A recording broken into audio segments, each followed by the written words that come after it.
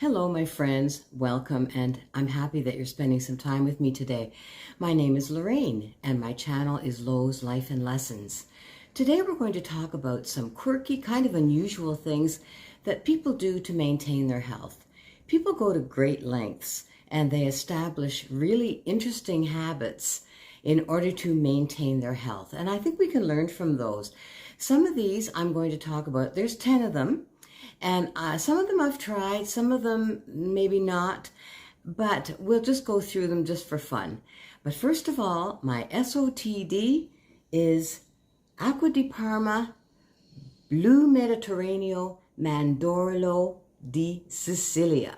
This is, of course, an Italian perfume.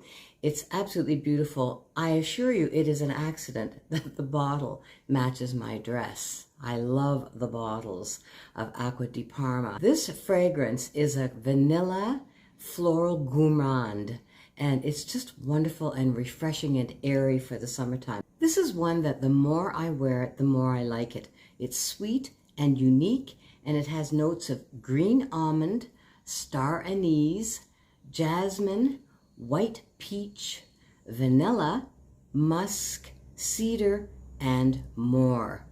It's light, airy, and even though it's a vanilla fragrance, sometimes vanilla isn't that suitable for warm temperatures, but this one seems to work, and it's my scent of the day. Number one on this list, as we all know, those annoying people who can eat all day and never gain a pound, and they seem to be able to just eat whatever they want, and they just keep active and they never gain a pound. There are studies that show that if you eat about 5 times a day in smaller amounts, this way of eating speeds up the metabolism, and it teaches the body to get rid of unwanted nutrients faster. Of course, the flip side of that is intermittent fasting, which is also a popular way to control weight these days. Number 2 is these people take freezing showers.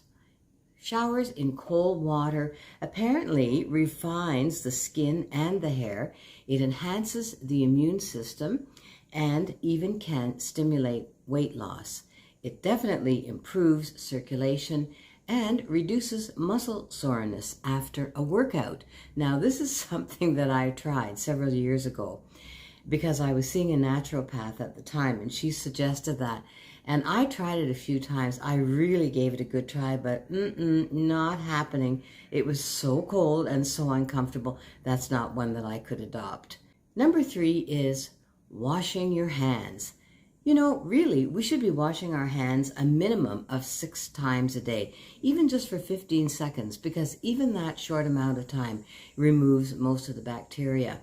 Washing our hands frequently reduces the risk of respiratory infections, and we have certainly learned that during this COVID pandemic. I think people are really much more aware of the importance and the efficacy of keeping our hands clean.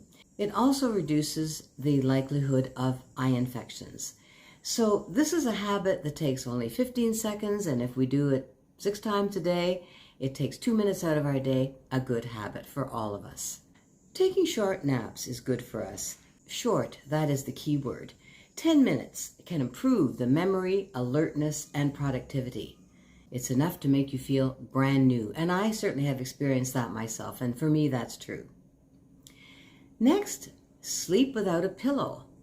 If your neck and back hurt, sometimes we tend to blame our pillow, but the fact of the matter is, it's better for our body and for the alignment of our spine and neck to sleep without a pillow at all.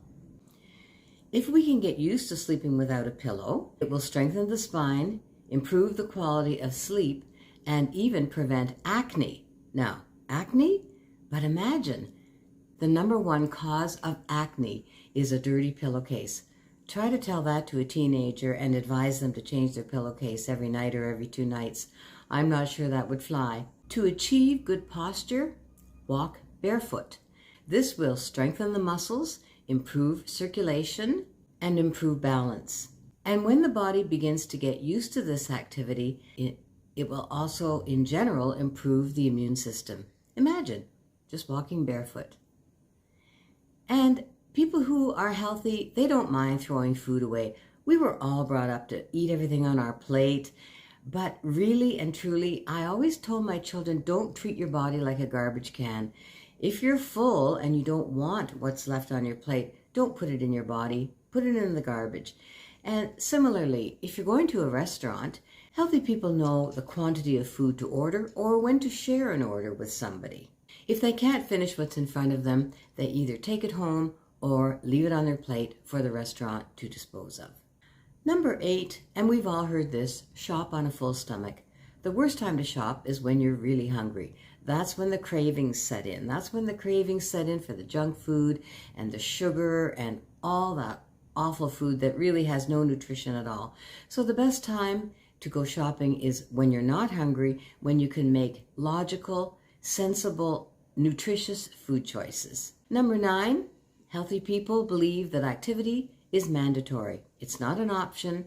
They're never too busy to get a little bit of exercise, even if it's just a little walk. They realize that keeping the body moving is essential.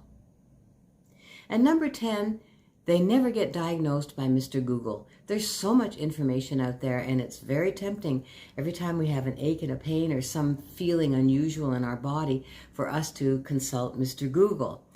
People who are healthy, if they have something that they are concerned about, they go to a medical professional and get it looked after. Yes, Google is good for information, but not for diagnosing medical conditions, let alone treating them. There are 10 points, some of them pretty unique, kind of quirky, that healthy people do to maintain their good health and their strength and their energy, and we can learn from all these. So thank you very much for joining me. If you haven't already, please consider subscribing, give this video a thumbs up, and I wish you a wonderful day. Take care, I love you all, and I will see you next time.